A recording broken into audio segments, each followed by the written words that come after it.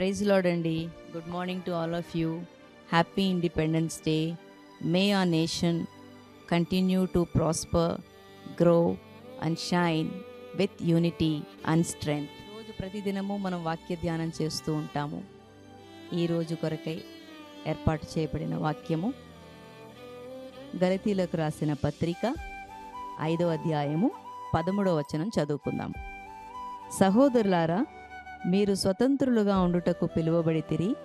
అయితే ఒక మాట, ఆ స్వాతంత్ర్యమును శారీరక క్రియలకు హేతువు చేసుకొనక ప్రేమ కలిగిన వారై ఒకనినొకడు దాసులై ఉండుడి. దేవుడి పరిశుద్ధ వాక్యాన్ని దీవించునుగాక. అపోస్తులైన పౌలు గారు గలతీలకు రాసిన సంఘానికి ఇలా చెబుతూ ఉన్నారు. సహోదరులారా, మీరు స్వతంత్రులుగా ఉండుటకు పిలువబడితిరి. అయితే ఒక మాట ఇక్కడ చెప్తున్నారనమాట.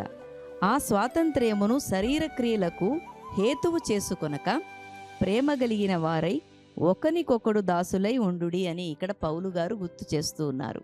అంటే దేవుని యొక్క మాటను, దేవుని యొక్క ఆజ్ఞను, ధర్మశాస్త్రములో మరి ఉన్న యొక్క మాటను ఇక్కడ గుర్తు చేస్తున్నారనమాట.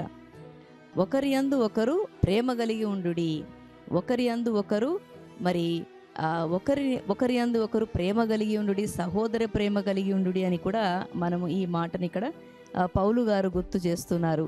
చూడండి చక్కగా, నిన్ను వలె నీ పొరుగువాని ప్రేమించుడి అనే యొక్క దేవుని మాటని ఇక్కడ పౌలు గారు గుర్తు చేస్తున్నారు. ప్రభు వారు ఆయన ఇచ్చిన ఆజ్ఞల్లో మరి ముఖ్యమైన ఆజ్ఞగా నిన్ను వలె నీ పొరుగు వారిని ప్రేమించుడి.